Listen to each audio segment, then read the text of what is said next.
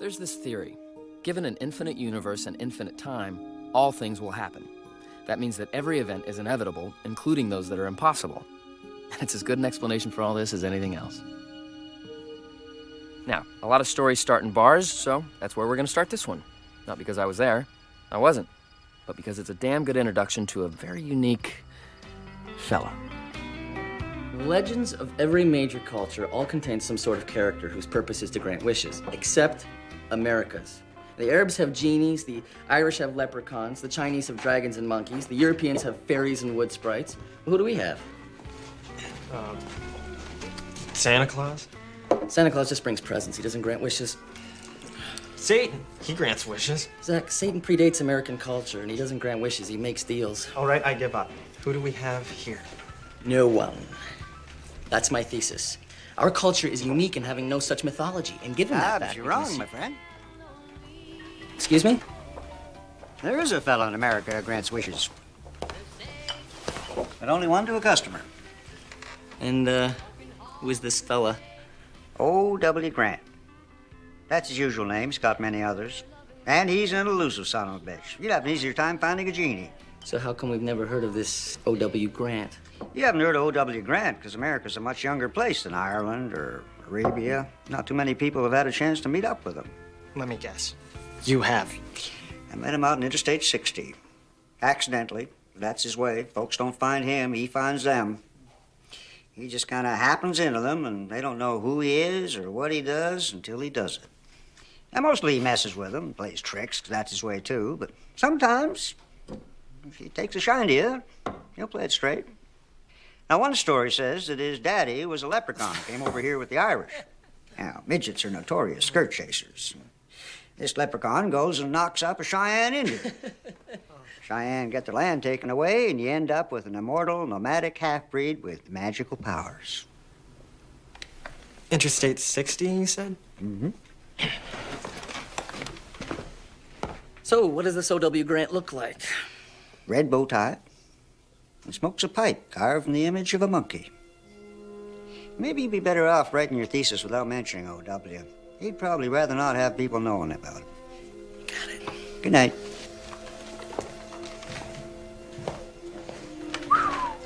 Hey, Quincy, check this out. There is no Interstate 60.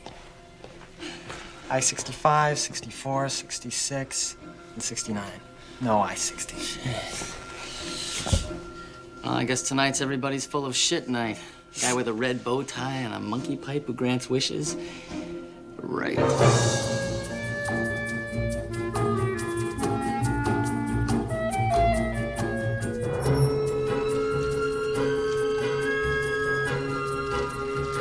Damn it.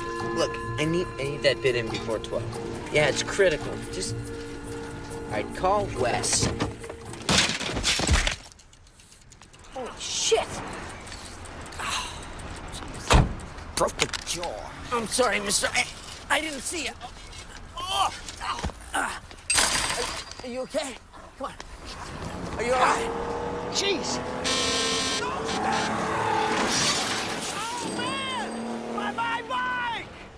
Look, I'm sorry. I'll pay. Oh, God damn it! Oh, God damn it! Look at my suit. Oh, shit! Oh, fuck! I got a sales meeting at 11 o'clock. This is a fucking disaster. My phone is my fucking lifeline! God damn it! Oh, well, I say everything happens for a reason. Me, I guess I just needed a new bike.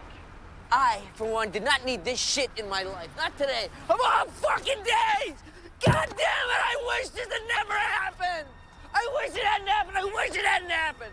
Was that your wish? If you had a wish, you'd wish this hadn't happened. Fucking A right! Granted. Mr. Baker? How'd you know my name?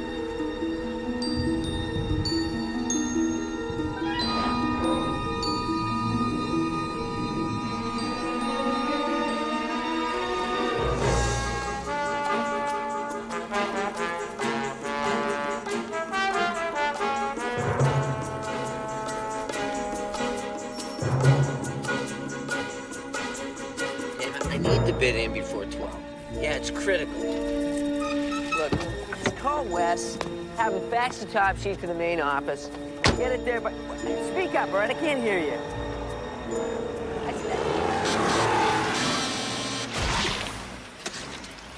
Some people just don't know what to wish for.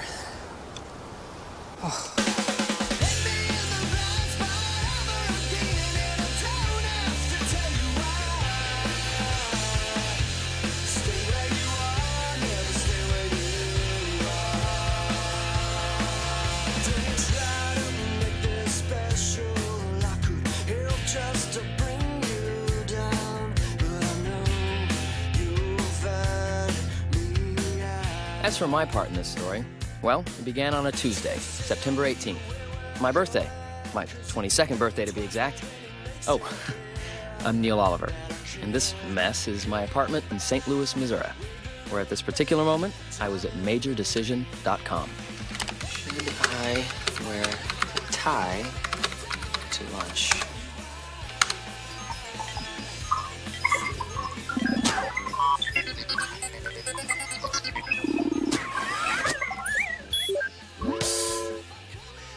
Damn.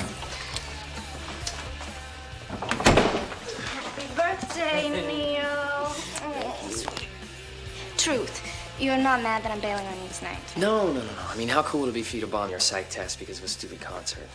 No, You have got to wait until lunch. It's your family's rules. But you can open this. I intercepted your snail mail. It's the reality check. I'm game over on the art scholarship. We should at least open it. I can tell a rejection by weight. You're the wrong sex, the wrong color, and your family has too much money. I'm sorry. Just don't mention anything to my old man, please. You are so weird. What? Well, you're actually supposed to cut your grapefruit in half and eat it with a spoon, not peel it and eat it like an orange. Oh, look. It's her. Again. Should I be, like, jealous? Well, maybe if she was real. That's what I had another dream about her last night. She was in jail. It's gotta mean something. I'll tell you what it means. You saw her once, somewhere, and it made a subconscious impression. The impression came back to you in a dream, so you drew her, which made the impression stronger. You dream, you draw, you draw, you dream. Now it's a vicious cycle, so quit drawing her and it'll end. Well, thank you, Carl Jung. Fact is, I enjoy drawing her. But am I any good at this, Sally? Because today's the deadline of the Conrad competition. Now, should I even enter a piece? Don't ask me, Neil. I don't want to be judgmental. But I do know that just because you enjoy doing something doesn't necessarily mean that you should make it your career.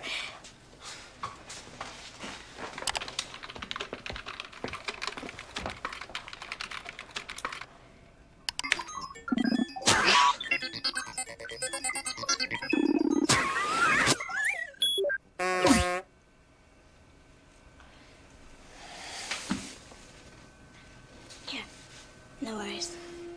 As I said, it all started on my 22nd birthday, specifically here at my traditional birthday lunch.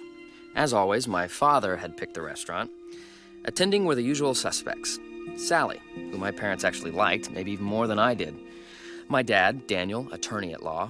My mom, Marlene, the attorney's wife. And my sister and best friend, Nancy, put on earth by the grace of God to keep me from going insane.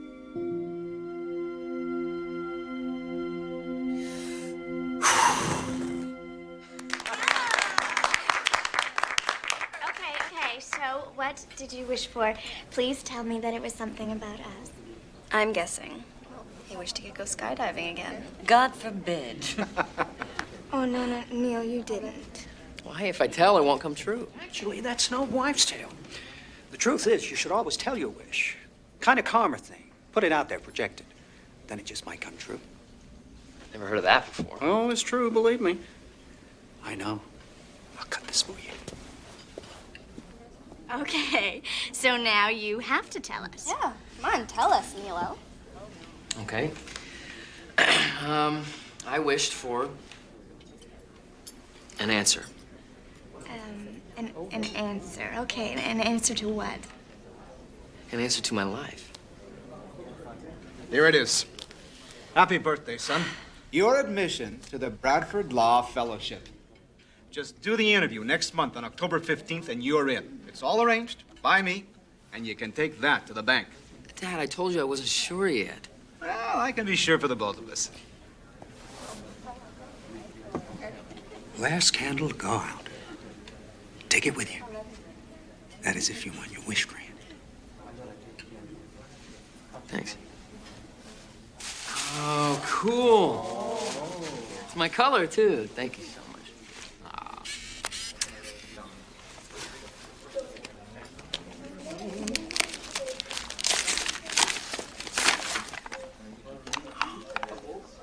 Sable brushes. Man, you're the best, Nancy. Thank you. You're welcome. Best for last. Happy birthday, son.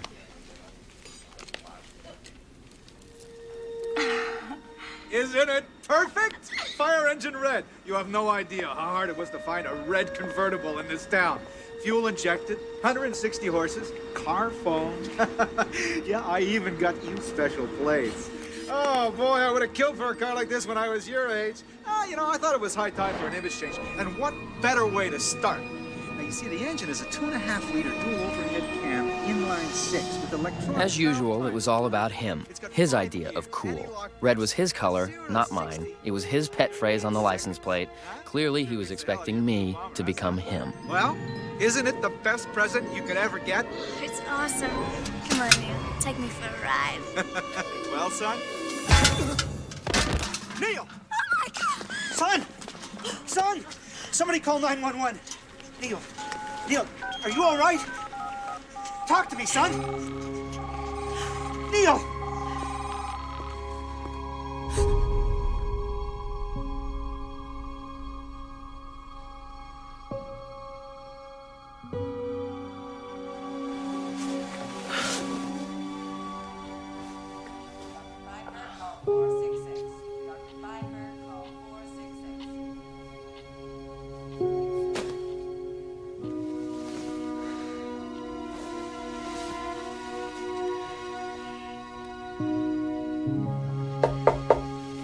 Hey.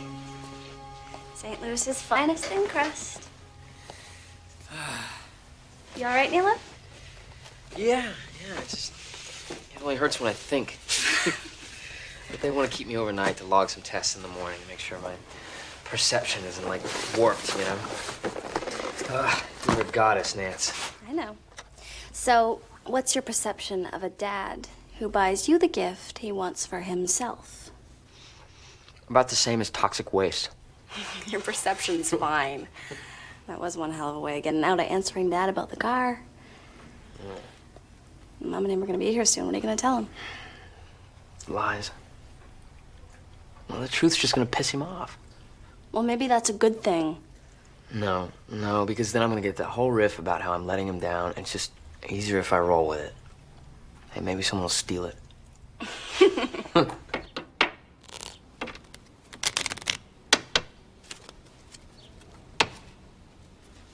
First, a little visual warm-up. I'll hold up a card, you name the suit. I'm gonna go faster and faster, so see if you can keep up. Okay. Diamond. Club. Spade. Heart. Diamond. Spade. Diamond. Heart. Club. Spade. Heart. Diamond. Club. Heart. Spade. Diamond. Club. Spade. Heart. Club. Spade. Heart. Did I pass? No. But few people do. Black hearts. Red spades? Come on, that's like cheating.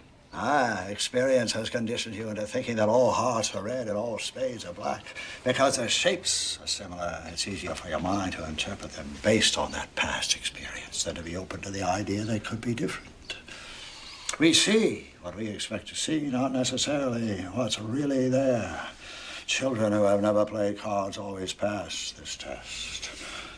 Makes you wonder how many other things are right in front of you, sights, sounds, smells that you can't experience because you've been conditioned not to. The good news is, if we do the test again, you'll pass. Once you're aware that there can be black hearts and red spades, you'll be able to perceive them. Your brain's wiring is like the interstate highway system. It's easier to go from one well-traveled place to another, but the places in between, off the highway, even though they're there, most people just zip right past them. Well, it's a cool trick, but there aren't any card games with red spades and black hearts. How would you know?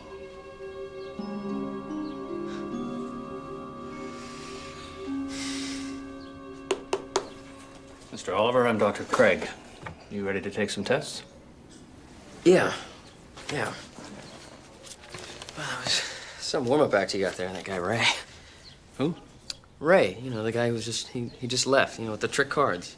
There's no one on staff named Ray.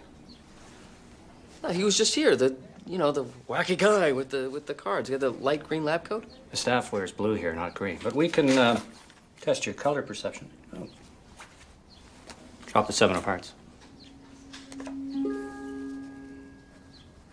Come on in, son. So, how's that new car? Awesome? Yeah, Dad, it's very awesome. What's on your mind, son? Well, I'm not so sure about this Bradford thing, Dad. It just seems a little too easy, you know? Oh, I spent years working very hard so it would be easy for you. What, you want to work nights in that warehouse for the rest of your life? Come on, Dad. That's just so I don't have to ask you for cash. Son, let me give you some Daniel Oliver philosophy, and you can take it to the bank. Whenever someone offers you an advantage, take it. And this program is an advantage. It'll get you into any law school in the country. What America needs, another lawyer. Another good lawyer. We can always use one of those. That's what costs 30 G's? $32,200. I outbid 2 major collectors to get it. That's a lot of money for a drop cloth. That shows you how much you know. That's a Franklin Samuels original. He's a name artist.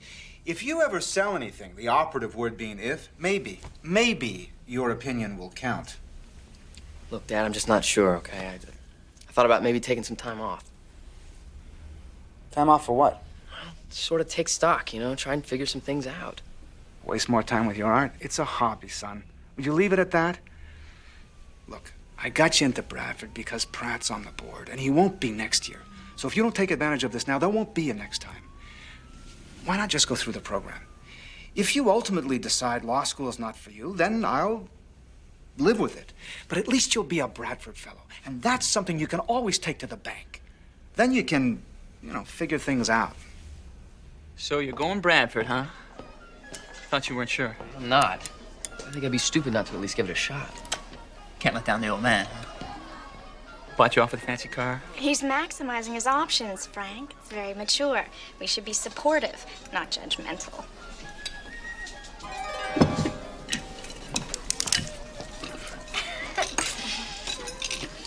Look for the good in your fellow man. Ooh, the warm wind of romance blows around you. With good health, prosperity will follow. October 15th, are you sure? October 15th, that's the day of my Bradford interview. Let me see that. Okay, you got me. It's blank. What the hell?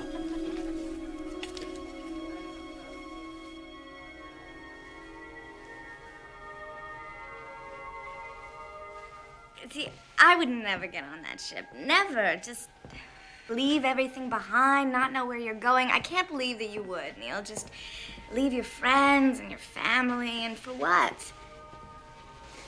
Hey, Earth to Neil. What's the matter? Sally, my fortune, didn't it say October 15th, are you sure? Obviously it didn't. No, at the restaurant when I showed it to you. Isn't that what it said? Why are you making such a big deal of this? Because it's bugging me, that's why. You're just projecting your anxiety about your decision, and that's natural. It's okay. You'll do great because that's who you are. Here, just take a nice deep breath, relax. Sally, listen to me. What are the chances that of all the cookies in that kitchen, that exact one ended up on a plate that was taken to our table and I picked it? It was blank. Neil, the fortune was blank. You projected. I projected? Right. That was the politically correct way to say I was seeing things. A lovely thought. I worked graveyard shift at a grocery warehouse, filling orders for the trucks to take to the various stores in the morning. I liked it for 3 reasons. I'd gotten the job on my own, it paid enough that I didn't have to ask the old man for cash, and it annoyed Daniel that his son was even working at such a low-class job. I hear you're quitting to become some big-shot lawyer in your new fancy-ass car, huh? Well, whoop-de-doo. Hey, Kirby, give the kid a break. You just remember that no matter how hot shit you think you are, it's always gonna be more of the same. Just another high school. High school? Hell yeah. Everything in life is high school, they just change the names. Well, you take this place. Instead of a principal, we got a boss. Instead of teachers, supervisors. Instead of assignments, they give us work orders. And if you fuck up them work orders, you get fired. Instead of expelled. Oh, yeah. The names are different, but it is the exact same shit. High school. Whew. Damaged goods. Well, store can't sell them. Guess I'll just have to take them off their hands.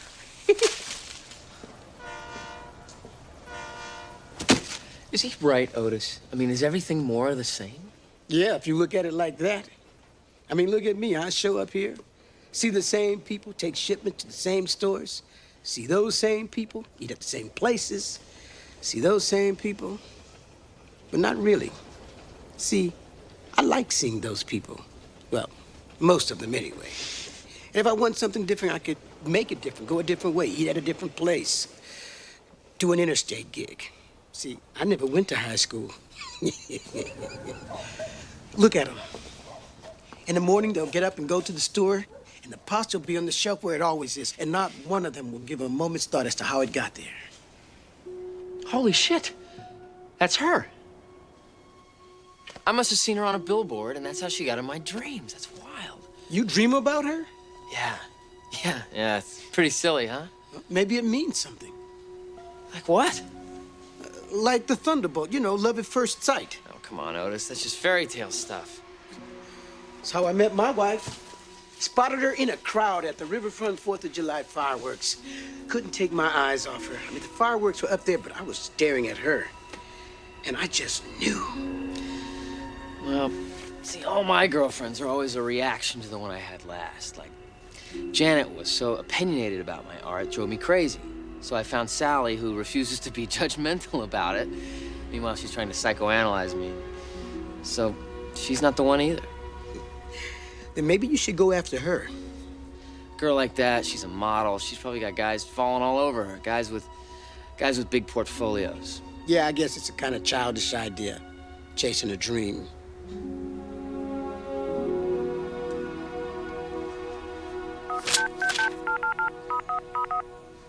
Yeah, hi. Your billboard on Delmar and Vickers, the one on the side of the building? Yeah, whose ad agency is that?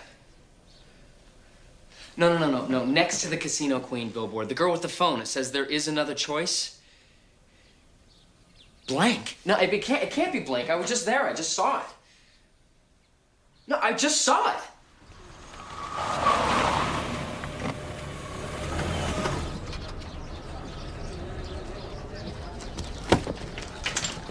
Hey, what does the sign on the right say?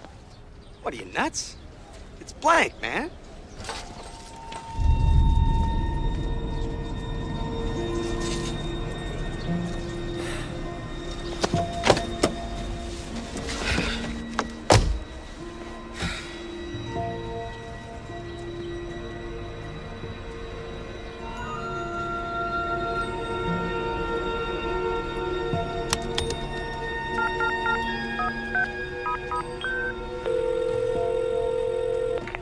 Oliver, your appointment has been scheduled for tomorrow, September 25th, 10 a.m., 555 Olive Street, Suite 1300. No rescheduling.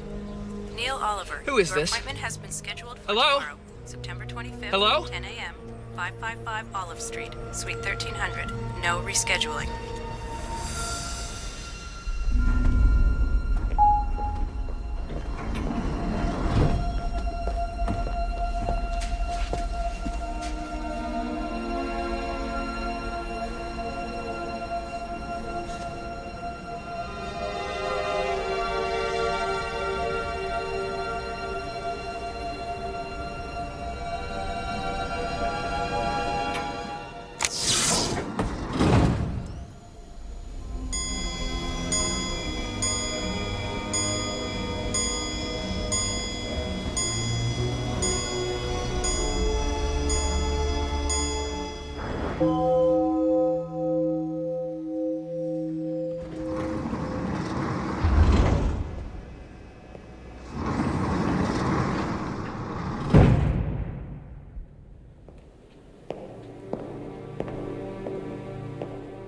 Mr. Oliver. Wasn't sure you'd actually show up.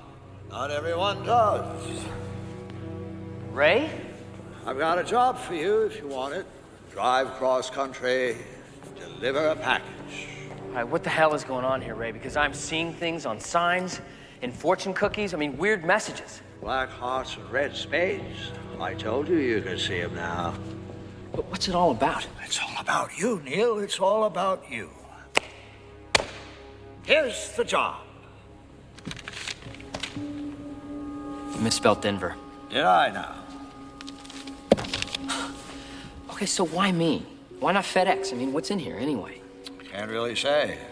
You can't really say because you don't know, or because you do know and you don't want me to know? Well, either way, the result is the same. So what's this job pay? Can't really say. Well, what's the catch? Or you can't really say that either? Always wanting the answers, aren't you? Consider it an interesting way to break in the new century. Or simply a way to break in that new car before your Bradford interview. How do you know about that? Open it.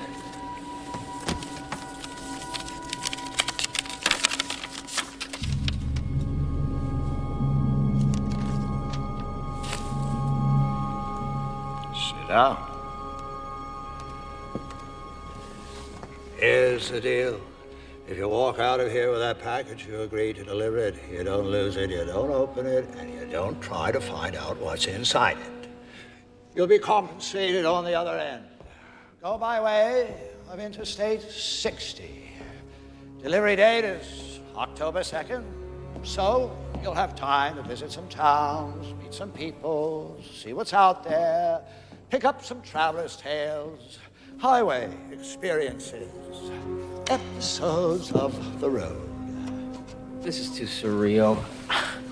I mean, you, this office, the 13th floor of a building that has no 13th floor? No, my alarm clock's gonna go off any second. Rise and shine. You're awake, Neil. Could be you're awake for the first time in your life.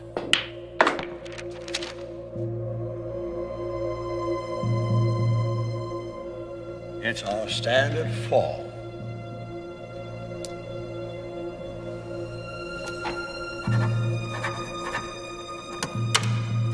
And I'll need you to seal it with a drop of your blood. Blood? Course, on the devil. Just kidding. Traditionally, when a man means what he says, he'll put his blood where his mouth is. All right. Oh, one more thing. There's a killer out there, so be careful. Now you tell me? After I sign? Well, the journey of life always includes the possibility of death. Well, this killer, what does he look like? Who said it was a man? It's a woman?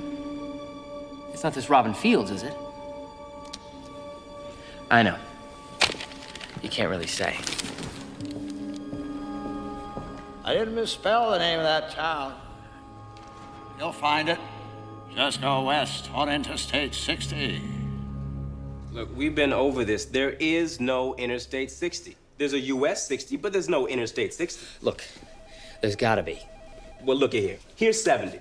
The next major route south is 40. So if there was an I-60, it would have to be somewhere between 70 and 40. But as you can see, it's not there. It simply doesn't exist. Where do you find a highway that doesn't exist? Well, I decided to look where it'd be if it did exist. Ray had said you don't find the hidden places by sticking to the well-traveled routes. So I skipped the well-traveled Interstate 55 and went south on Bob Dylan's Highway 61.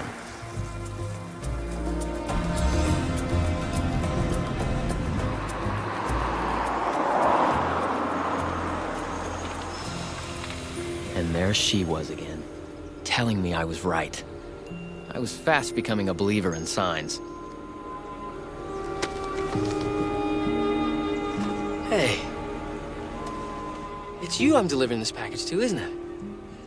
You're Robin Fields. Well, that also makes total sense. Cool, very cool. Very, very cool.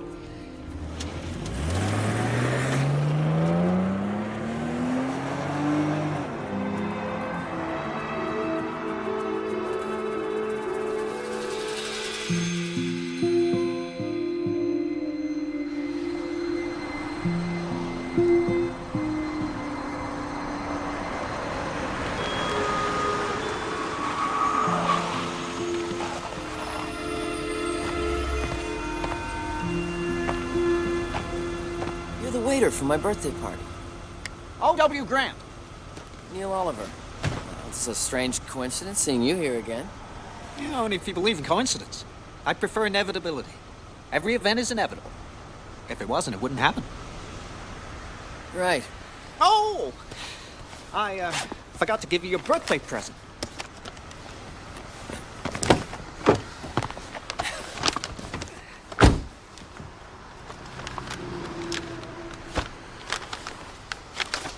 Remember your wish? Oh, an answer. Yeah. That's great. Yeah, it gets greater. Go on, go ahead, try it. Yes or no questions. Okay, 8 Ball, is there an Interstate 60?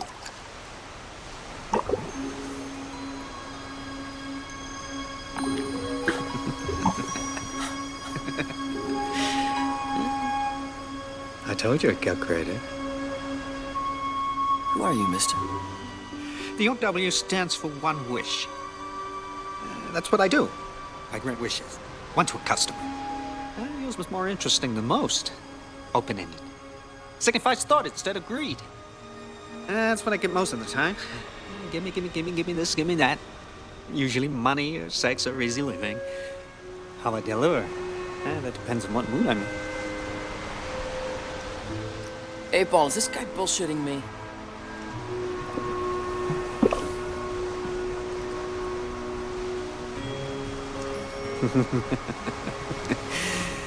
Come on. Let's find that road.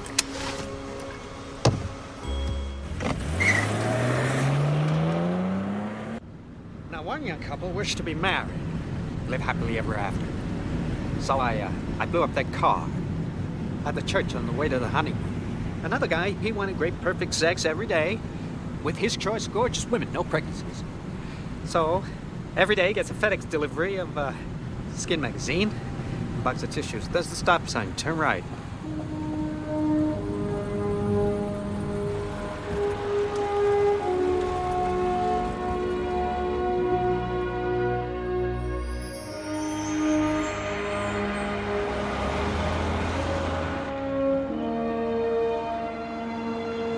There's the signpost up ahead. Son of a bitch! I found it. It was inevitable.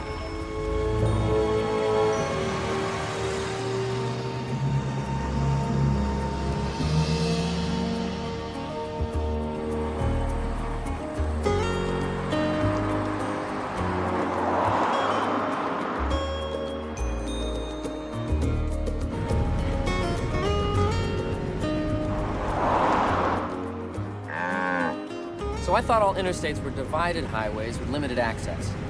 Well, when a highway doesn't officially exist, the rules don't apply.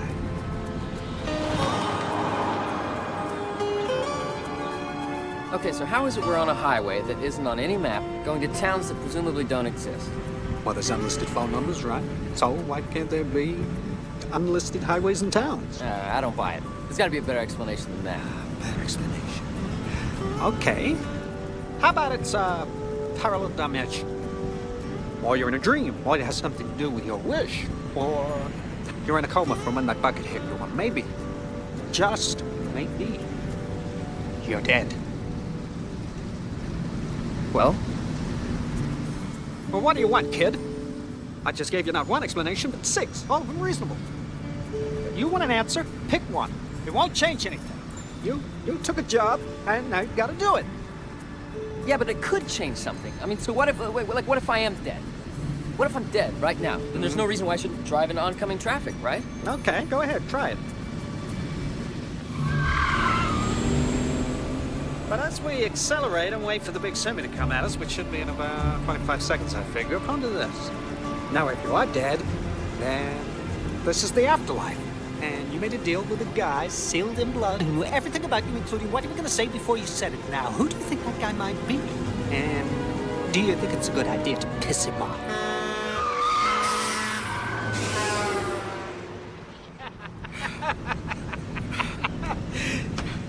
You got a point. Maybe I do. Oh, I love this highway.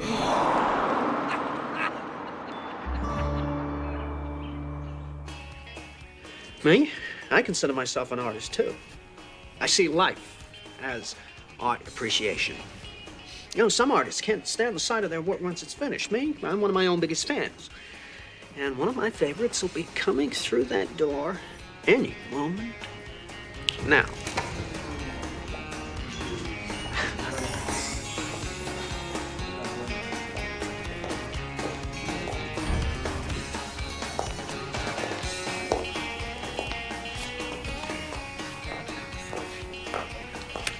Yeah, can I take your order?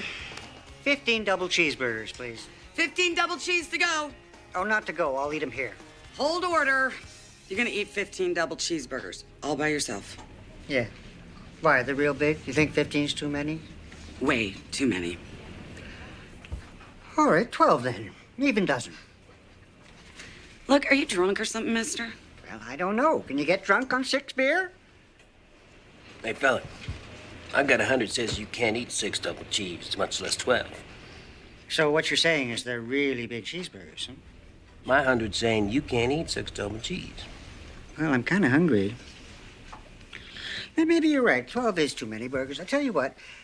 Make it 2 double cheese, 3 orders of fried chicken, 1 BLT, 2 ham and Swiss on rye, chicken fried steak, turkey club, and 2 bowls of chili, extra onions. And 1 piece of each of those pies. 1 piece of each of these pies. Anything else? 3 orders onion rings. That's a much more sensible lunch than 12 double cheeseburgers. Oh, and hold the pickles. Oh, hold your nose, pickles. $100. If you can finish all that food in 1 hour without getting up from that counter and without losing your lunch. I'm not much of a betting man. What, 2 to 1 odds then? No. I'll give you 3 to 1 odds. That's 300 of mine against 100 of yours. Well, what the hell? It's only money.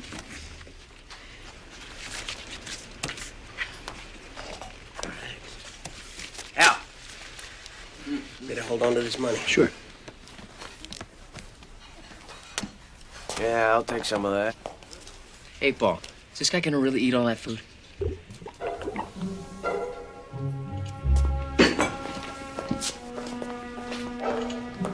Can I get in on this action? Ask him. No, I like long shots. You're crazier than he is. Well, my money's just as good, right? Not by me. Sir, you want anything to drink with that?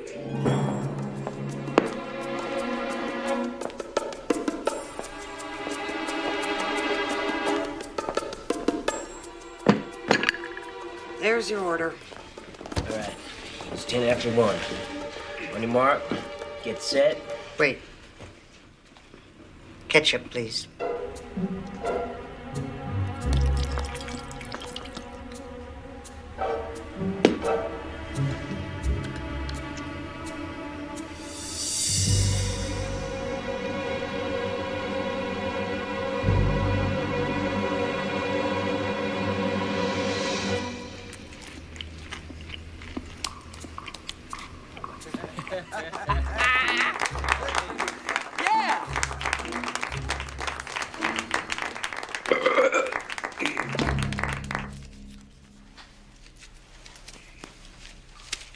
Thanks.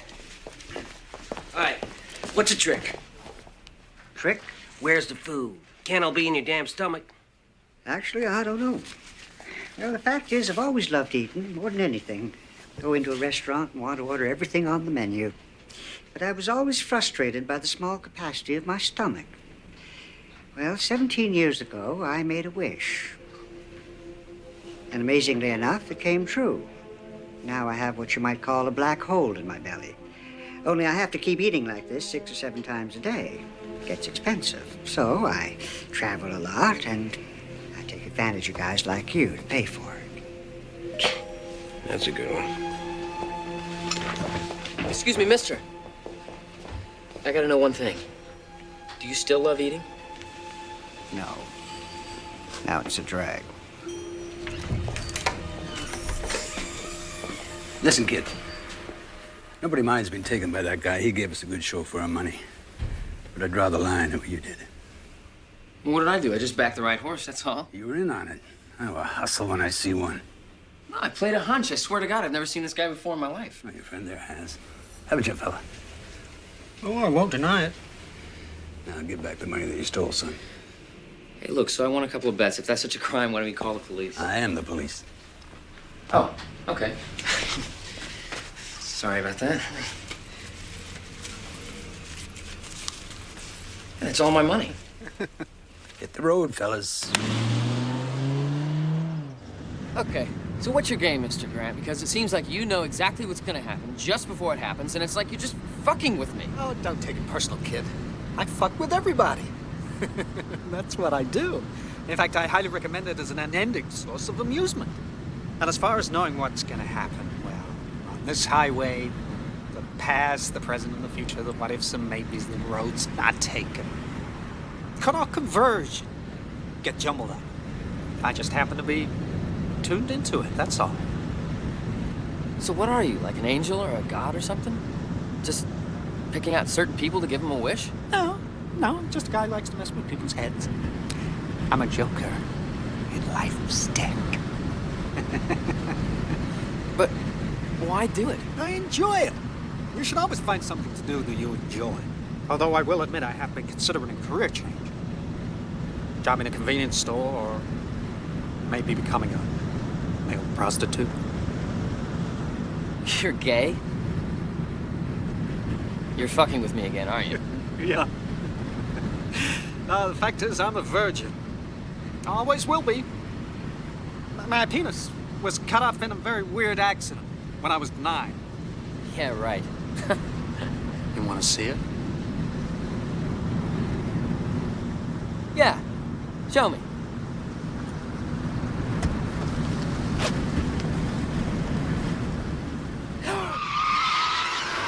Holy shit. Oh, God.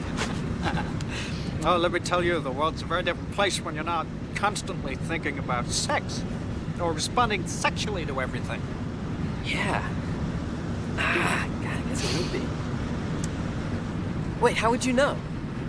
How would you know what it's like to not have something you never had? Oh, now you're thinking.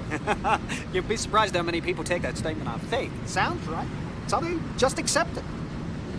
As I say, messing with people's heads can be a lot of fun. You should try it. Oh, some nice scenery coming up ahead.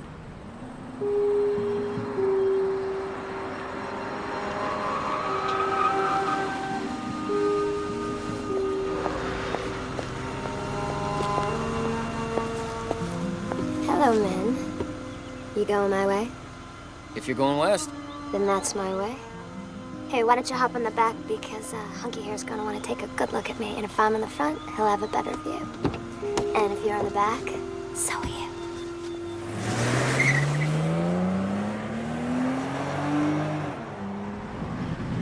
I'm Laura. I'm Neil. Oh, and that's Mr. Grant. So where are you going, Laura? Me? Oh, I'm going to find the perfect fuck. Wow, it's an interesting destination. You ever been there? Can't say that I have. Me neither. So far, the trip's been pretty exciting. Only, how will you know when you've gotten there? Ugh, that is the problem. It's actually become my obsession, but you don't need to hear about that. No, it's a, yeah. Sure I do. The first time wasn't that great. I'm thinking, this is it. This is what all these songs are written about. I mean, talk about hype. Second time was a little bit better. Third time, now that was a hot time. Fourth time, not as good as the third time, but once I'd done this enough to have all these experiences to compare, it just drove me nuts. I mean, what if the best one was right around the corner? You know, how much better would the perfect one be? So this became my quest. Now, there is times that I'd wish I'd gone in the convent, but my obsession becomes your opportunity. So, you little stun muffin, you want to take advantage of a girl who can't say no. Any guy ever turned you down before? Not unless he was gay. Okay, what number would I be?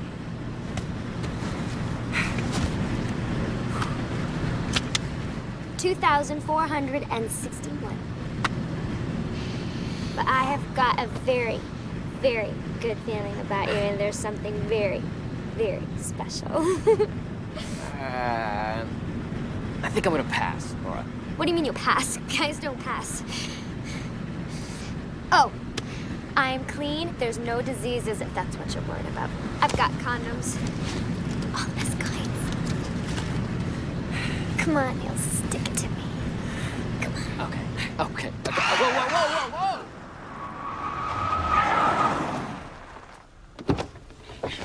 I'm not doing it, period. So you're not man enough? You meet a real woman and you turn into a wuss? Afraid you won't measure up, huh? Well, you'll never know, will you? Because if I don't do it, I won't be number 2,000 and whatever. I'll be number 1. That one guy, the guy you'll remember for the rest of your life. You'll stay up at night thinking about me, wondering, was he the one? The answer's yes. I am the perfect fucker. The one you never had. Perfect in every way. Okay, stop it. Stop it! It's a Zen thing. It's amazing. I've never been perfect at anything before. You did fuck me. A mind fuck. And it was terrible. It was good for me. What about you, mister? I bet you're a real man. You man enough to be in my book. Oh, hell yes. Put me down in there, but I sometimes got a little problem, you know, getting excited. Oh, yes. Let me take care of that, baby.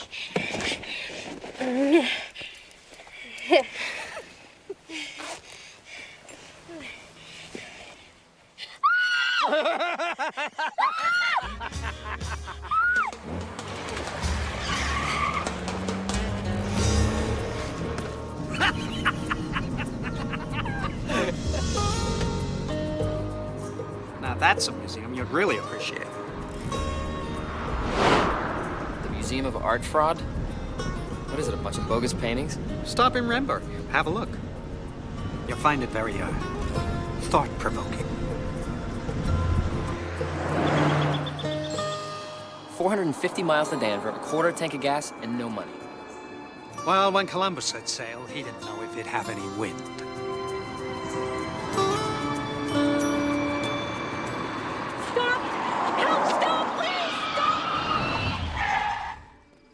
Jesus, lady, what are you Help doing? me, please. My son took my car and ran off. I think he's in Benton. Will you take me there? I've got to find him. Look, I'm sorry, but I'm not going that way. I'll pay you.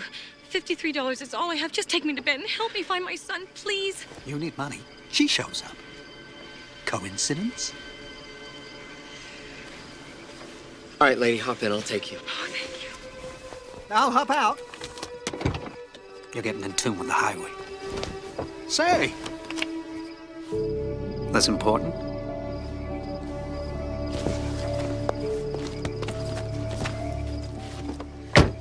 Good luck, Neil. Hey, wait a minute. Am I going to see you again? Always wanting an answer. Well, maybe you'll find it in battle.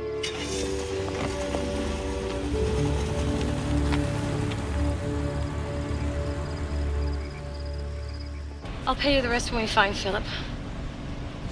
Oh, I'm Susan Ross. Neil Oliver. So how old's Philip, Susan? 16. He's my baby. He's all I have. He's run away before, but he's always come back.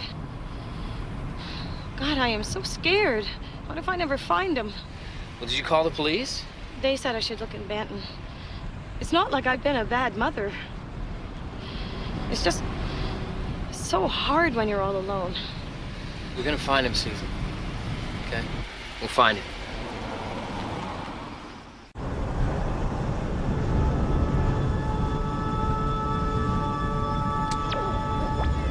It is illegal to sell, consume, or transport euphoria beyond the city limits under penalty of law. Be warned, it is highly addictive, even in small doses. Withdrawal from euphoria has been known to cause injury and death. All responsible citizens are urged to avoid this drug at all costs and stay in the euphoria-free zones. Euphoria is legal in Banton and is distributed within the Banton city limits. However, what kind of town is this? It's illegal to sell, consume.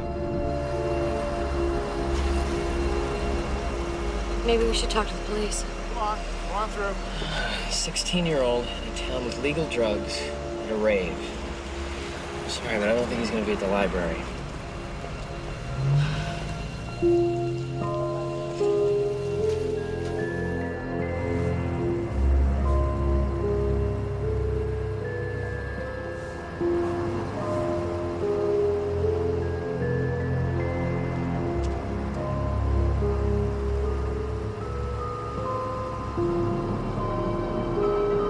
The next bus to the rave is leaving in 5 minutes.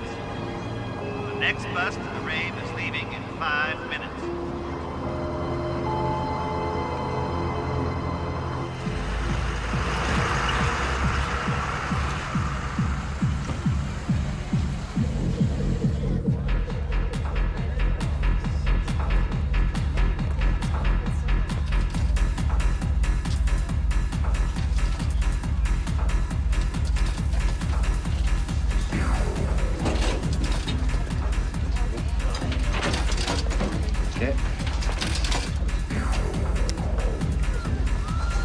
First timers? Are you aware that euphoria is being distributed inside, that it is a dangerous and addictive substance, and that you are strongly advised not to partake of it? Well, how could we not be? Come on.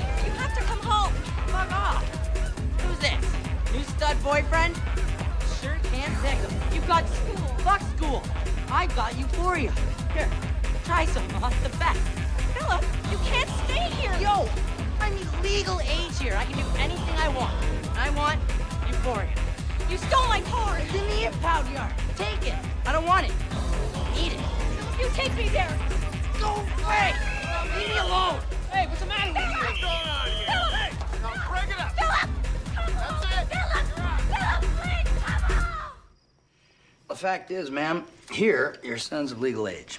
If he wants to stay, he can't be forced to leave. And he wants to stay. Well, they all do.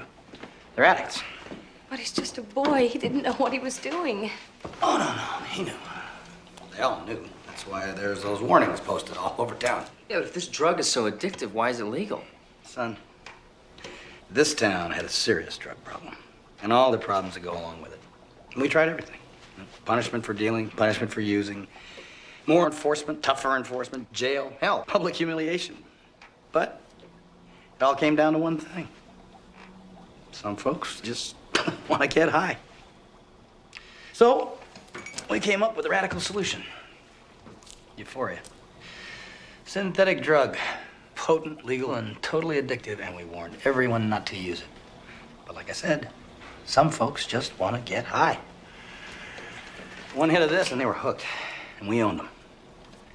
Town controlled the supply, so of course we could set the price, and we made it very affordable. Live in our camps, eat our food, just do a couple odd jobs. Pick up some trash, mow the lawn, clean some toilets, you get your euphoria. And at night, Party till you drop.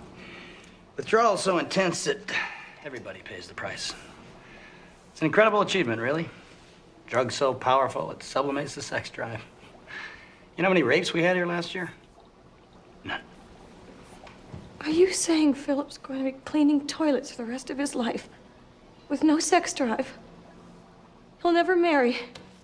I'll never have grandchildren? It's ironic, isn't it? Americans fought a war for freedom, another one to end slavery. So, what do some of them choose to do with their freedom? Become slaves. Well. But they're human beings. I mean, they have rights. They didn't know what they'd be giving up. They made a choice. But look at them. They seem miserable to you. They live a simple, happy life. No decisions, no responsibilities. No problems. They found their answer. You so sure that your life is better than theirs? It's like they're animals. Oh, yeah, we're all animals. Just that some of us have different priorities, that's all.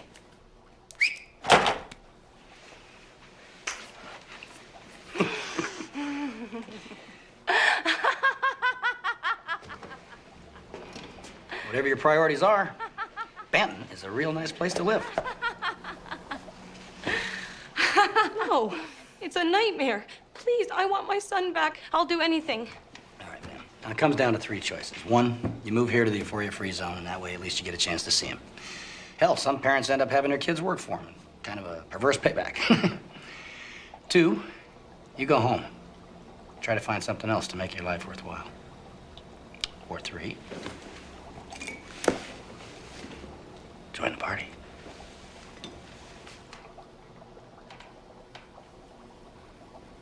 What should I do? You're smart. Tell me what to do. I don't know. I guess if it was me, I'd want to see my boy. But he doesn't want to see me.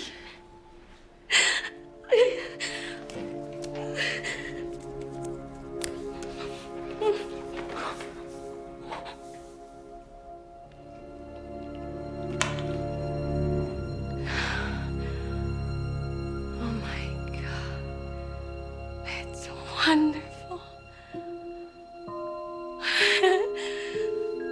I feel so beautiful. I never knew I could be so happy.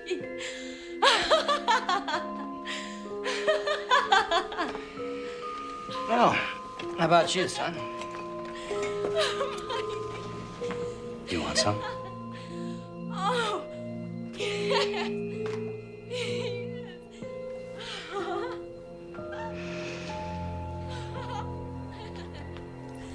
No, thanks.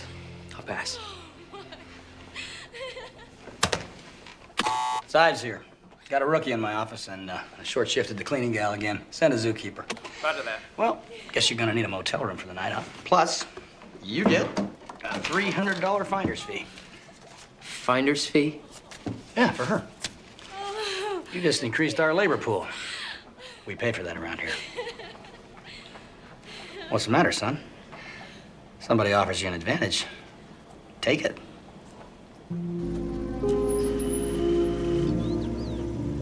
I took the room, but not the money. I couldn't. And even then, I didn't sleep very well. I never got the rest of the 53 bucks, but given the dynamics of Interstate 60, I wasn't concerned. I knew something would be just down the road. It was inevitable. What did concern me was whether something else was inevitable. Hey, Paul, should I be worried about this killer? Well, can you be more specific? Figures. The inevitable something down the road was 20 miles ahead, and he was quite a character.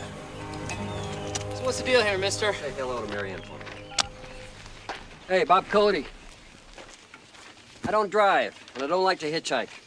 When I hitchhike, I'm at the mercy of the driver. But when I pay for the ride, I'm the employer, and I call the shots. That's how I like it. So, you want to work for me? Well, I'm going to Denver. I wouldn't mind making some money. Good. I'm going to Renberg. It's on your way. Here's my proposition. You pay for gas, pay for your meals, No alcohol while you're on payroll. I pick the radio stations. I initiate all conversations. I'll pay you $10 cash every hour and the mileage money when we get to Renberg. In all other matters, you play straight with me, I'll play straight with you. So, do we have a contract? We have a contract.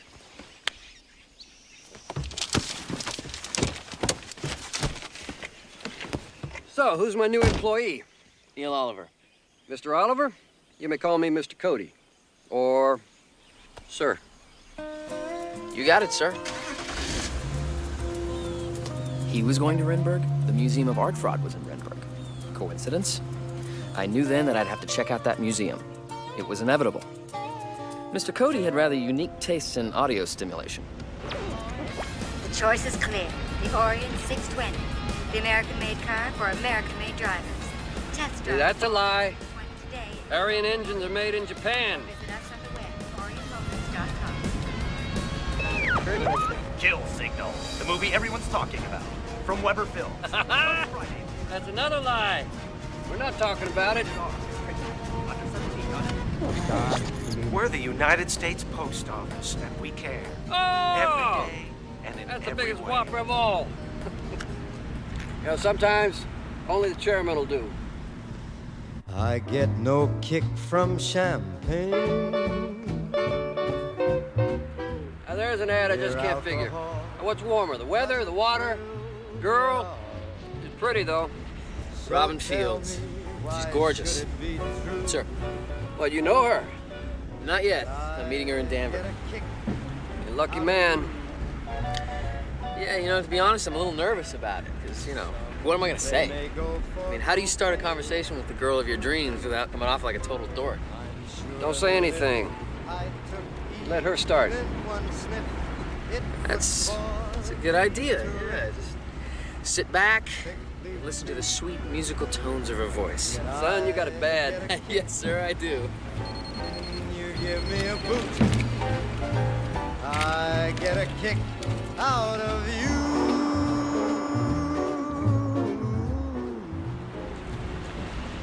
You know, there's a sign that's telling the truth for a change.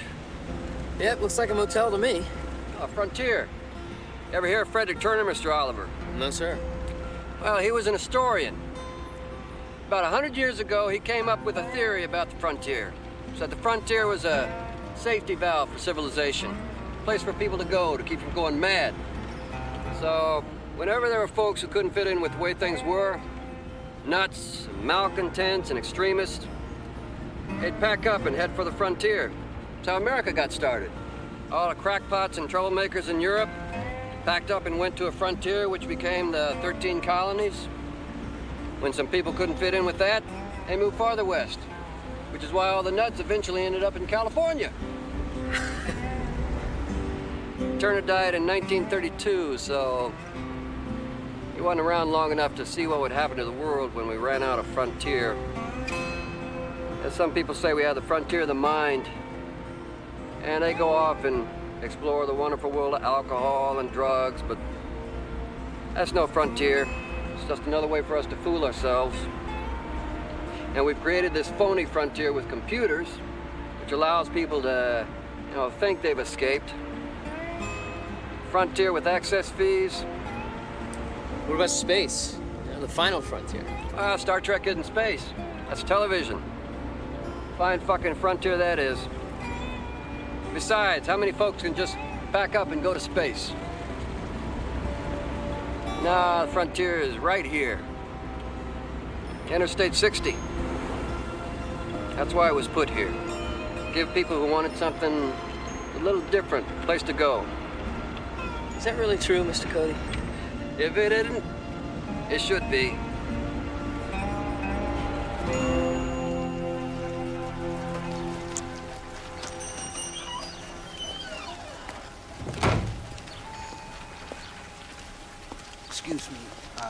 Excuse me, can you help me out, mister? We'll work for food, hey? Okay. Here's an apple, food. Now, I'd like for you to wash that man's windshield. Work. Hey, man, I ain't gonna wash his windshield for no apple. Oh, excuse me, that doesn't say might work for food. It doesn't say restricted menu. It says will work for food. This is food. That's work. What's the problem? Hey, I ain't doing it, that's all. All right, let's be honest. You don't want to work. You just want a handout so you can buy booze. And nothing wrong with that. Drinking, that's a great human tradition. And if you'd been straight about it, I'd have bought you some shivas. But by holding up that sign, you made an employment agreement, which I intend to hold you to. Now, here's the apple. You wash that car. Fuck you, man. You know, I don't want your fucking apple, so I don't gotta wash that fucking car. You know? Here's what I think of your fucking apple. Well, now, since you took my food, you gotta wash that car. Wash it. Mr. Cody, this is really not that Yes, it important. is. There's jerks out here lying and writing. I don't tolerate lying from anyone, especially not in writing. You, wash the damn car. You shut the fuck up, or I'm gonna cut you. Hey, y'all don't get out of here now. I'm gonna call the sheriff. Yeah, well, I wouldn't do that. You see, I got lung cancer. I'm terminal, 6 months to live. Only, I'm not going out in a hospital. It's dynamite, enough to take out everything in a radius of 150 yards. I don't give two farts and a martini if I go now or later. But if you do, you better wash that car. Okay, mister. I'll clean it for you. No! He's got to do it. Look, what are you, nuts? Wash the windshield. Clean it. Wash the car. Come on! Okay, I'll wash it, all right? Turn it off. I'll wash the car.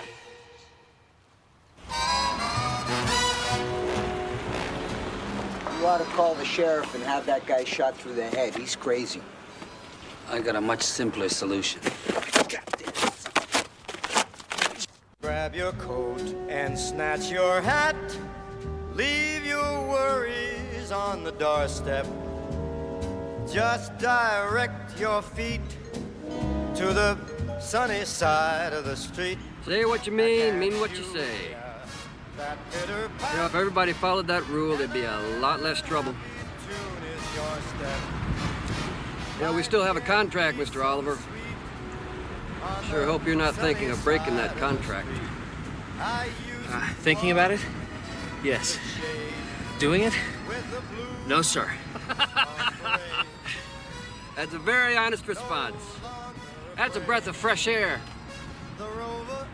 Hey, cigarette? No, thank you, sir. I don't smoke. I like cigarettes. Packet says they cause cancer, and they do. Say what you mean what you say. Boy, if it wasn't for cigarettes, I don't know where I'd be today. Yeah, I used to be in advertising. I got paid for lying. And one day a little boy died because of one of those lies. Boy, that fried me. So when I got my nicotine death sentence, I decided to make the rest of my time count. Put an end to some of those lies. Now, for the first time in my life, I'm fulfilled. I'm content. Lung cancer. It's not without its benefits. I couldn't decide if he was for real or bluffing. Totally sane or completely nuts. Maybe the dynamite was fake, or the detonator was. Or maybe not. As Grant would say, lots of answers, all of them reasonable. I did know that I liked him.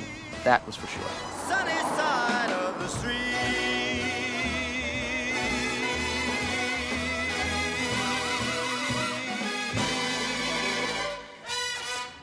Mr. Oliver, you're one of the best employees I've ever had. I'm giving you a tip. And my card. If you ever want to work for me again, you call that number. It's my direct line. Good luck with that girl. Thank you, sir.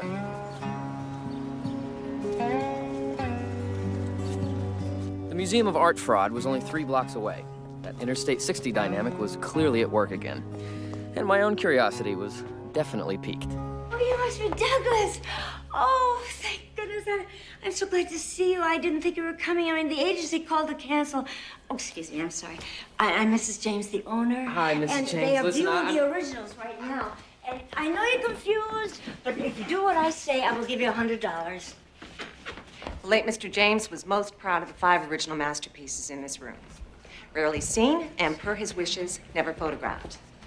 Monet, Cézanne, Van Gogh, Renoir, Degas.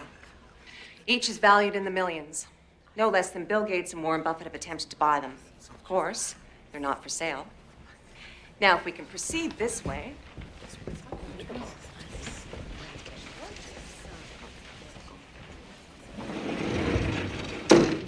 Now, take the paintings down very carefully. Remove them from the frames. And then, after that, put them on the easels out here. Today, you're going to be my nephew, Edward. Now, just follow my lead and go with the flow. Okay. This way, please. Welcome, ladies and gentlemen. Welcome to our gallery of affordable reproductions. It was my late husband's request that none of his 5 original masterpieces ever be photographed or reproduced in any book or catalog. So, we offer these copies, rendered by my nephew, Edward, at the modest cost of $350 apiece. And if you have any questions, please, don't hesitate to ask either one of us. How long did it take you to do them? How long? I knocked them all out in a week. I can tell. Some of your brushwork is rather uneven. Well, you get what you pay for. It's decent craftsmanship. Perhaps a little slick. Lacks the artist's soul. Yeah, but I'm just an amateur. It's shameful. Cézanne would roll over in his grave to see such a mockery of his work. Well, let's be glad for both of our sakes that he won't see it. Well, you've heard it from the experts. You have no talent whatsoever. Well, I've never been more flattered. My late husband's desire was that his masterpieces be owned by people who would enjoy them, not trophy collectors. Thus, our charade.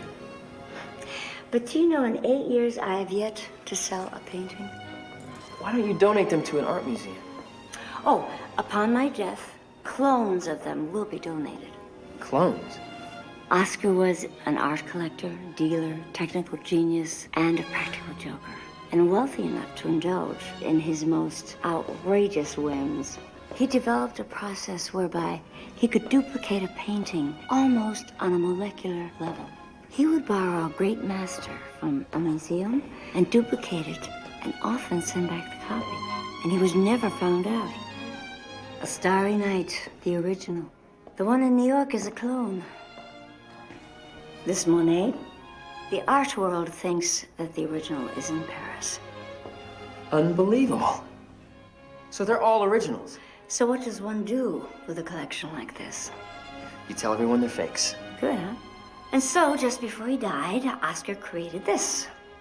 The Museum of Art Fraud. The world's greatest art museum. Masquerading as a cheap tourist attraction. Oh my God, that's... My husband, Oscar Warren James. Of course.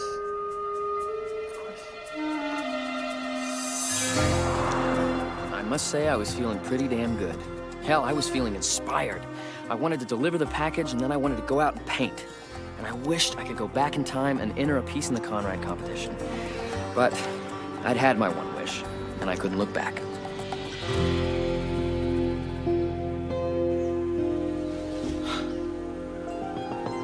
Hot and cool. Hot and cool. I'm getting warmer, I'm getting colder, of course. 8-Ball. That girl's not in Denver, and her name's not Robin, is it?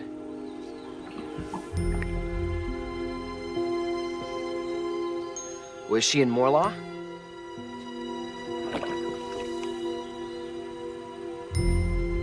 Okay, so if I go there, will I find her?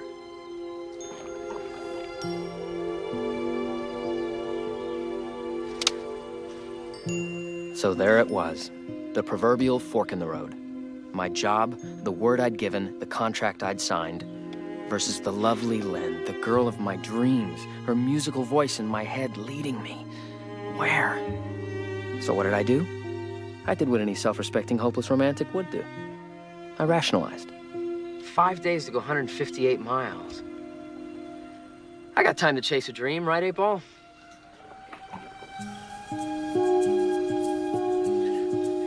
Good answer.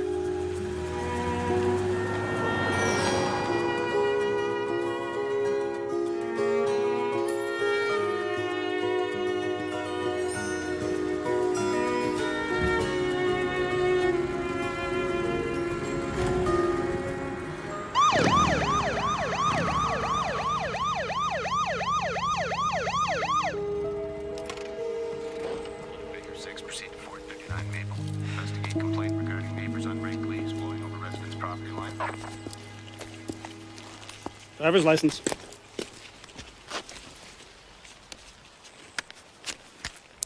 What did I do, officer?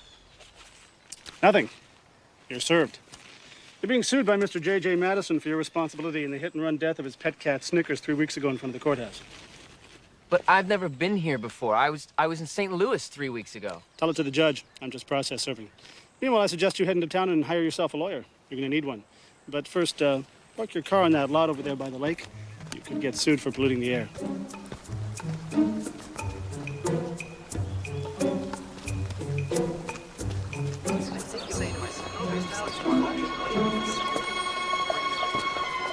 Hey, see you in court, Gerald.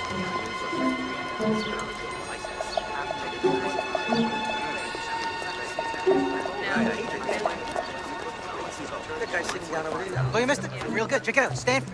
Class of 88. Summa cum laude. But more important, I know the angles.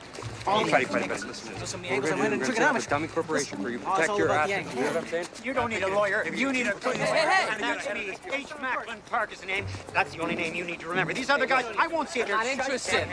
Valerie McKay, Yale 91. I've got a special rate for visitors, and I know I can win your case. You don't even know my case. The Madison case? Nuisance suit happens to visitors all the time. Fact is, J.J. Madison doesn't even have a cat. He's allergic. I could have it thrown out in no time. Wait, he never had a cat? So why is he gonna sue somebody for it? Because he can. What? Every adult citizen of Morlaw is a lawyer, so everybody sues everybody else. Doesn't matter if there's a cause. It's how we ensure everyone makes a living off their profession. Yeah, but that's insane. I could sue you for that. You just made a defamatory remark about this town. Hey, you're looking at my legs. I could sue you for that too. Sexual harassment. Is there anything you can't sue me for? Hire me. That way everything between us is subject to attorney-client privilege. I'm $75 an hour. First hour's free. Well, at least you know my case. All right, you're hired. Hey, I'm suing you, Valerie. No. For the sexual enticement or the appearance thereof of a potential client on a public thoroughfare. He only hired you because he found you sexually attractive. Hurry, my office. We could get slapped with a dozen more lawsuits just walking down the street. This'll be a cinch. Shouldn't take more than a couple weeks. Oh, whoa, weeks? No. I have to be in Danvers on October 2nd. It can't take that long. That's not long. Long is our city limit sign. We've been trying to get a new one put up for 5 years now. But we forgot to file an environmental impact report. And as the metal in the signpost is a potentially hazardous substance, we're in court over that. And another lawyer is challenging the census figure on the sign. And another lawyer said we had to do a new land survey to determine the exact city limits, so we'll know precisely where to put the sign. So we brought in a surveyor, but he got sued for smoking and was enjoined from finishing the survey. I'd say we're at least 2 years from a new sign. And you choose to live here? I wouldn't live anywhere else. Every day is a new challenge, a new precedent, a new way of interpreting the law. It's an intellectual feast.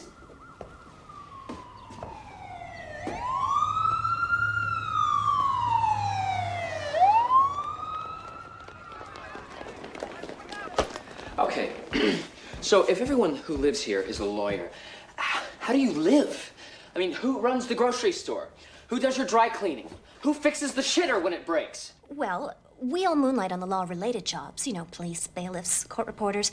But those other trivial things you mentioned, they're done by people like you awaiting trial. It's the only way they can afford their legal fees. Now, I can get you a hearing for Monday, October 1st. Meanwhile, we'll have to call witnesses to testify as to your character, you know, family, friends, so that you can qualify for your employment program. It'll help keep costs down. So tomorrow morning, why don't you get me their names and numbers, and I'll subpoena them. Well, even if they could get here, wouldn't they get sued too? Of course. But you'll indemnify them. And their problems will fall on your shoulders, which means more work for me. Okay, well, I have those phone numbers. They're in my car. I'm gonna go get them, and I'm gonna make a few calls and be right back. No, you won't.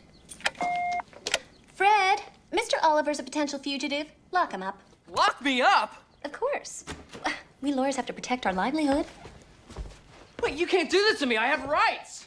I know you do, sweetie. I'm here to protect them. I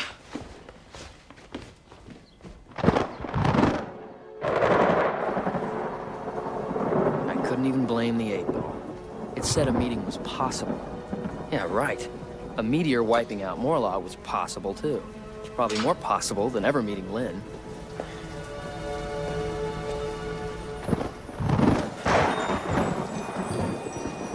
Hey! Hey, Lynn! Hey, Lynn! Over here! Up here! I'm gonna get you out! I'm gonna get you out!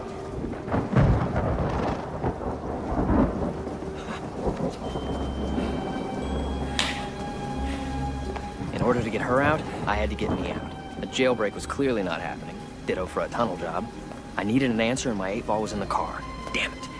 There had to be a way to blow this whole thing wide open. And then I knew. My lawyer needed a character witness. But I needed a witness who was a character.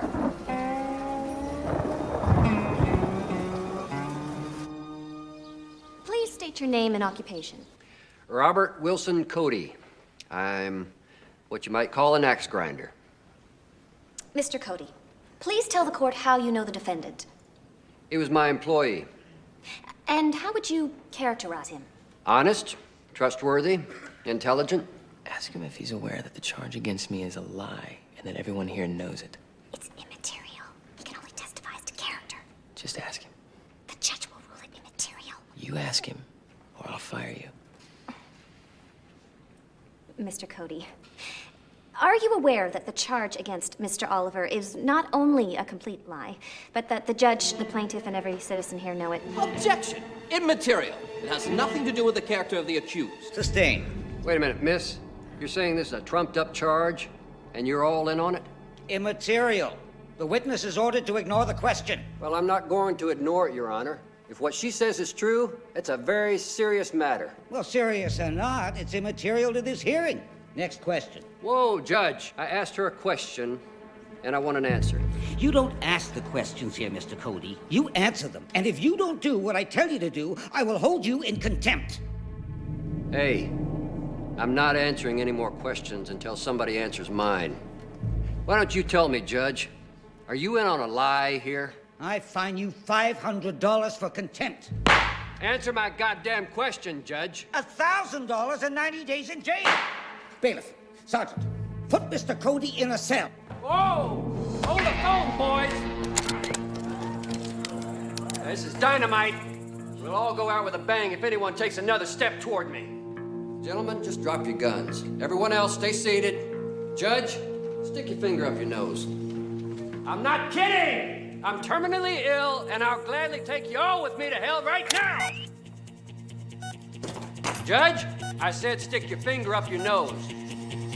You better do it, Judge. I know this guy. He says what he means what he says.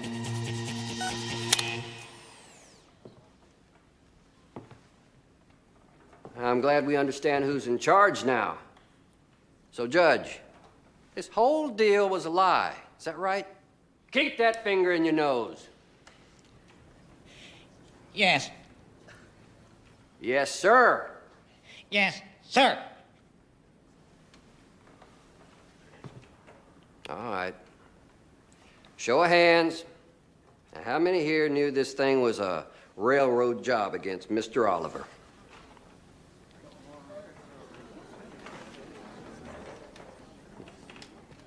Liars, lawyers.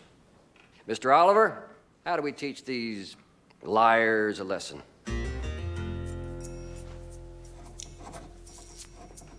Now read it, Judge.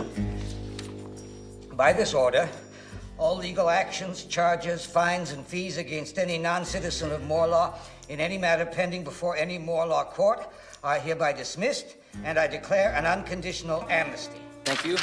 Bailiff, make a few hundred copies of that and post it all over town. You know, this is an interesting town.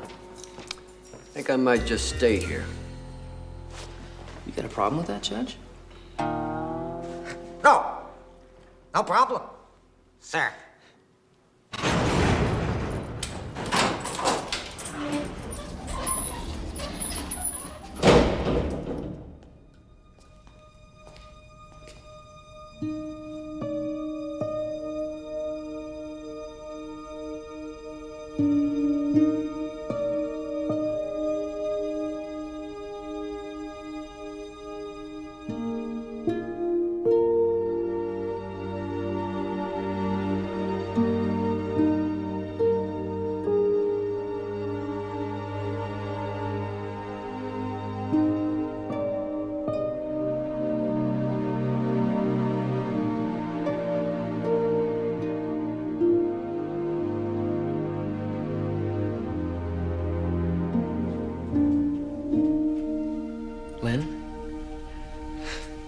Hi.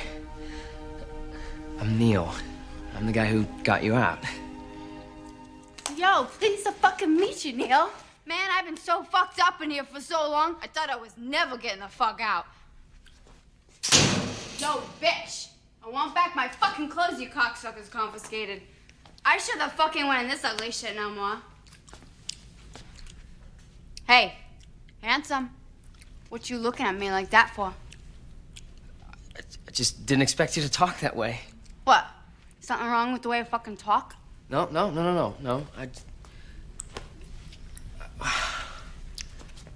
I mean, yes. Yes, you make Mike Tyson sound like an Oxford graduate. What are you, like fucking dissing me? You like saying I never went to fucking school or something? Yes, that's exactly what I'm saying. Don't worry. It's just an act.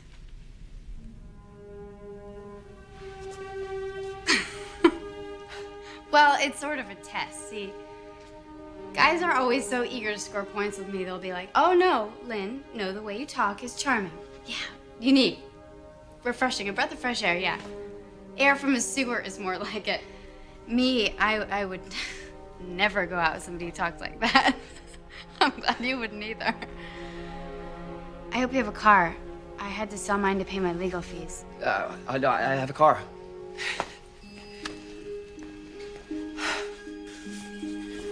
So how many guys have told you that you sound cheap? You're the first. You know, you're better looking than I expected. Ditto. Wait a minute, you were expecting me? Of course. That's how the stories always go. The handsome prince rescues princess from the dungeon. That was the point of the messages. The messages? The billboards. My last name's Linden, by the way. See, I knew somebody would figure it out eventually. At least that's what he told me. Who? O.W. Grant. See, I made a wish to meet the right guy. Although if I had known I had to spend a year in jail waiting, maybe I wouldn't have.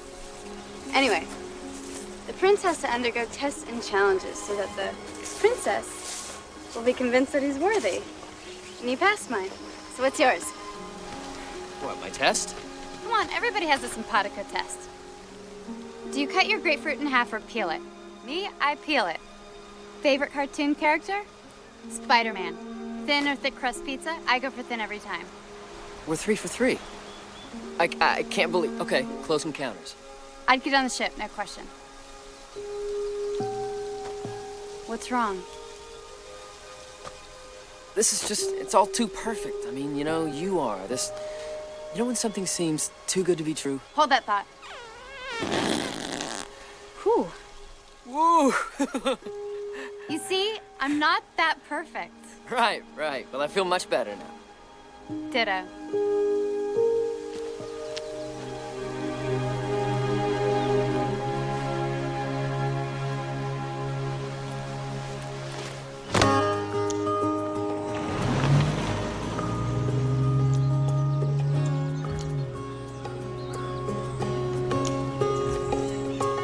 So you actually wished for Mr. Right? What can I say? I'm human. Humans have certain needs, like companionship. And you, did you wish for me? Well, actually, I wish for this. It gives me answers. But are they the right answers? So far.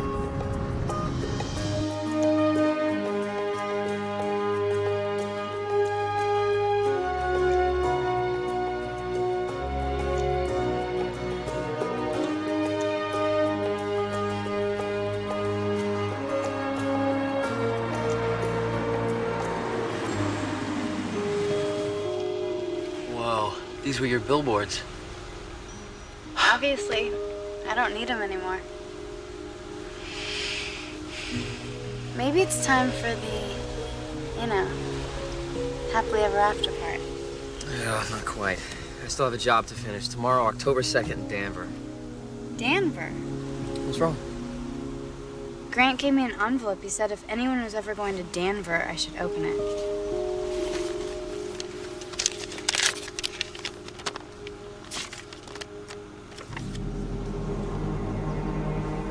I don't know if this message is for me or you. Neil, don't go. I gave my word to this guy that I'd deliver this package. I have to. 8-Ball, should I go to Danver?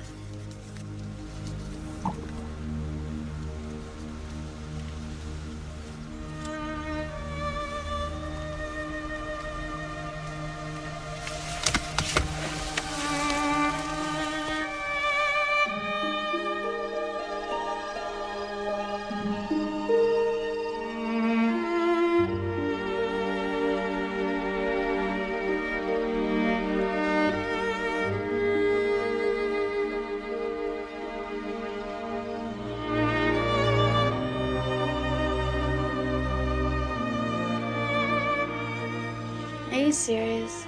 I'm serious. You mean you didn't sleep at all? Nope, I couldn't. I was possessed by the muse. I love it. You're not just saying that? No. It's got soul, passion. Wow. Take me with you. What about the letter? Screw it. I want to go with you.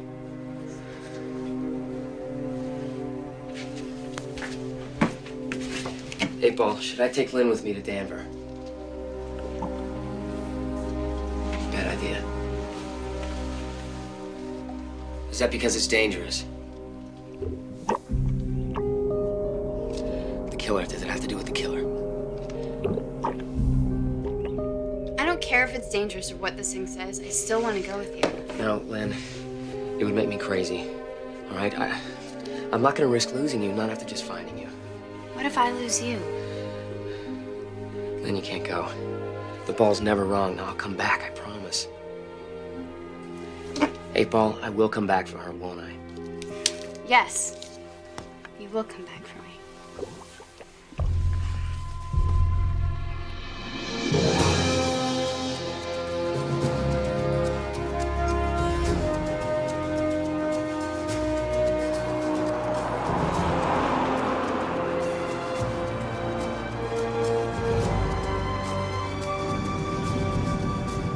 What am I, nuts?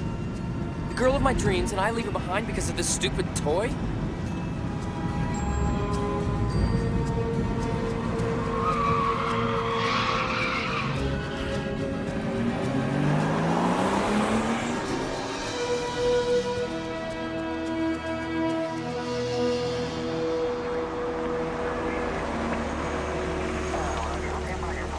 What's up, officer? Just got word there's a killer in the area. Orders are to close the road. What's this killer look like? Coming over the radio now. Murder suspect is white, male. Last seen driving a red BMW convertible along Interstate 60. This vehicle has white paint splattered on the trunk lid.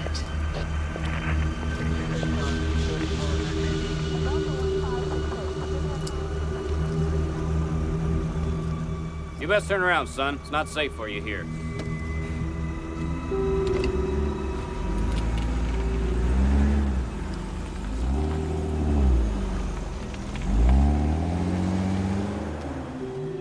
10 miles before my heart rate was back into double digits and I could think straight. Then I realized. 8-Ball, is Lynn in danger from this killer?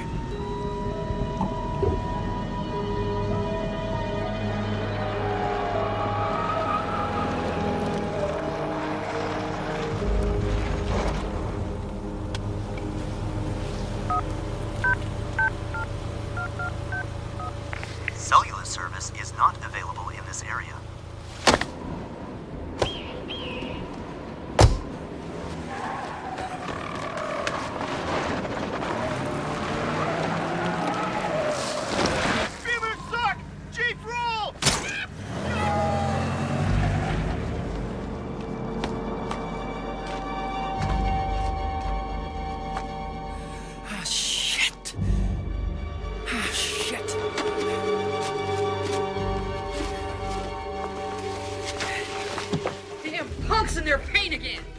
The sheriff. Here, watch where they go. Oh, no, please don't call the sheriff. The hell I won't. I'm sick of those punks making trouble around here.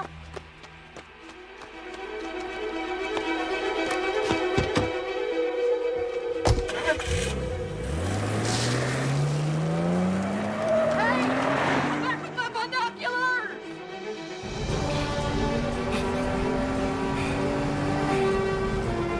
8-Ball, am I the killer?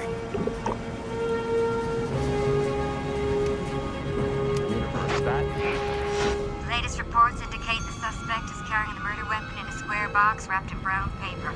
Once again, suspect is carrying the murder weapon in a square package wrapped in brown Shit! Oh, shit! 8-Ball, is the murder weapon in this box? Should I open it?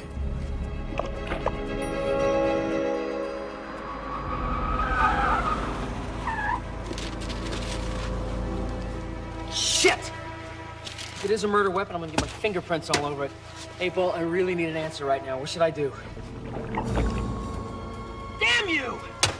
Yes or no questions, yes or no. Okay, come on, Neil, think. Be logical. He called the cops, so whichever way they're coming, I gotta go the opposite way.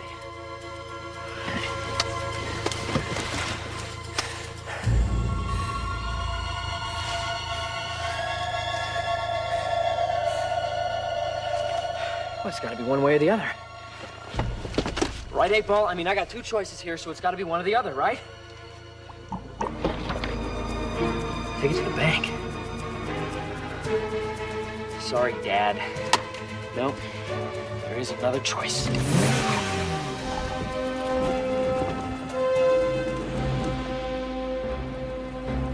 Sheriffs and police in 2 counties have closed off Interstate 60 in both directions with the intent of boxing in the suspect, who was last seen driving a red BMW convertible with white paint splattered on the trunk lid.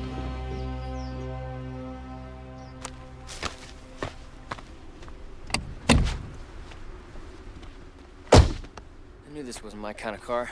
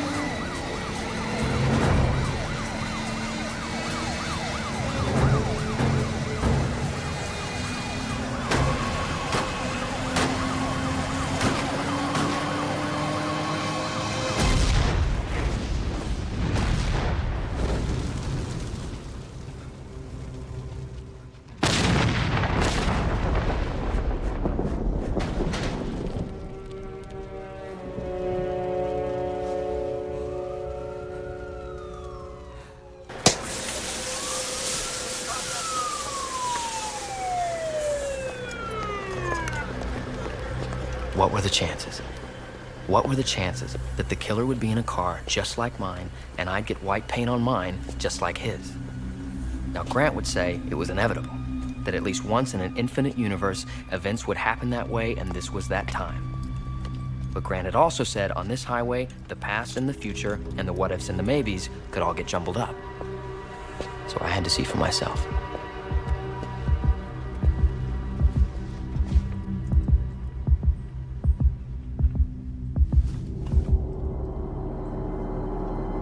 Hey, get away from there. Who was he?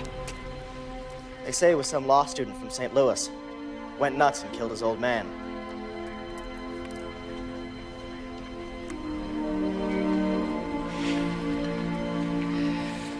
I love this highway.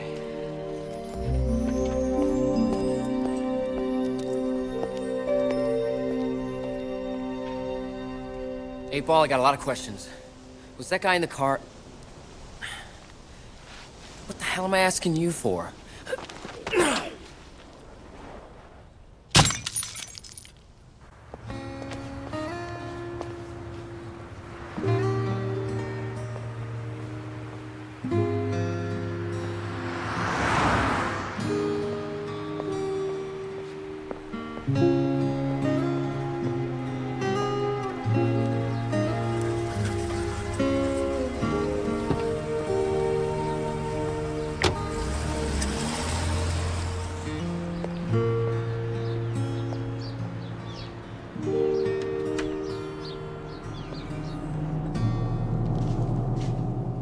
Hello?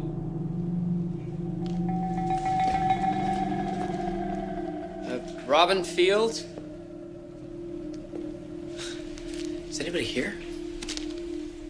I'm here. Ray? The delivery's for you? No. I wouldn't hire you to deliver a package to myself. It's for my cousin. Here he is now.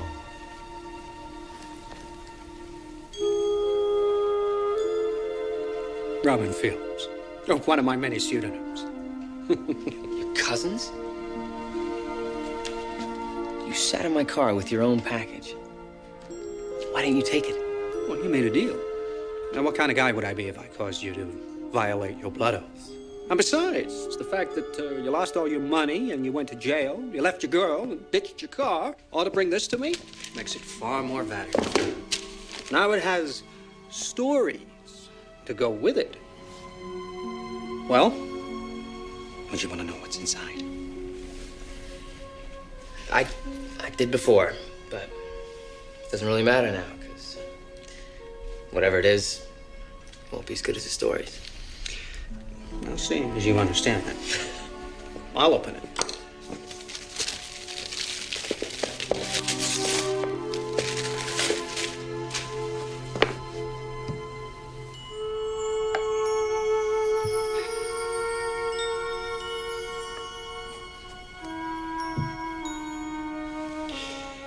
Yep. You're not gonna light it? I don't need to.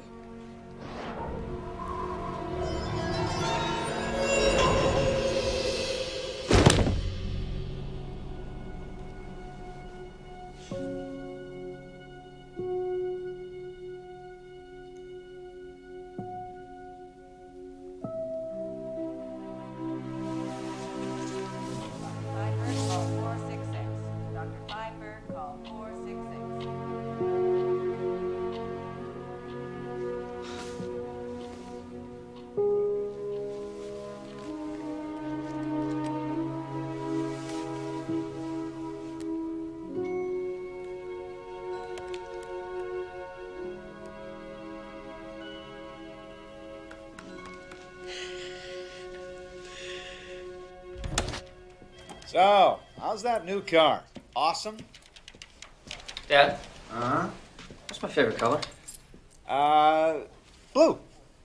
Why would you buy me a red Beamer? Red's a great color, especially for a convertible. You know, my BMWs have always been a great source of joy to me, so I just thought... Happy birthday, Dad. In the future, if you want to buy me a gift, buy me something I want, not something you want. Son, it's a gift. And if you don't accept it, I will take it as a personal insult. Well, in that case, we're even. because I consider the gift itself an insult to me and to who I am. How would you like it if I bought you an easel and a paint box for your birthday? I never thought of it that way. Perhaps I could have given it a little more thought. Thank you, Dad. Apology accepted. Now, the Bradford thing, I'm not going there, because I'm not going to law school. But, son, No buts, Dad. This is your life. You made it. It works for you. I gotta find something that works for me. I'm sorry if you don't approve, but you can take that to the bank. Well, I don't approve. And it's time you face the truth about your art. It's mediocre. Look, Neil, great news. That piece you entered in the Carmine competition, there's a very interested buyer who wants to talk to you about it right now. Come on, I'll take you. Oh, and Dad, that thing, it's crap. You got ripped off. And it's upside down.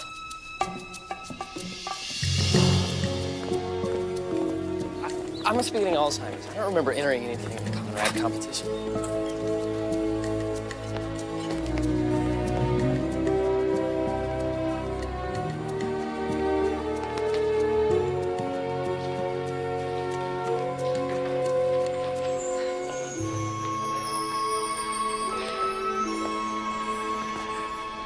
You left it at the motel. I took the liberty of entering it for you. Thank you, Mr. Oh, Conrad. Oh, you're welcome, Mr. Oliver. You're Neil Oliver. I just love your painting.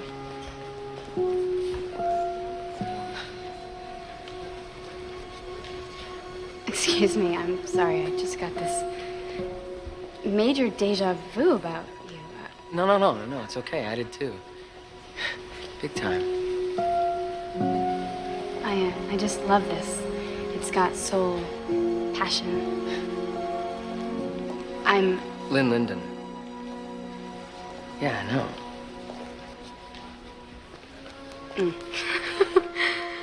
I'm with Danver Publishing. We do prints, posters, and art books. Uh-huh.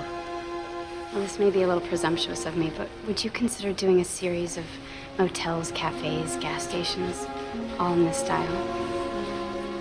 It's exactly what I was thinking. My brother's really talented. Oh, he's gonna be fine.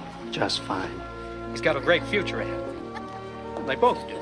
Say, you have a birthday coming up, don't you? How'd you know that? Don't forget to make a wish.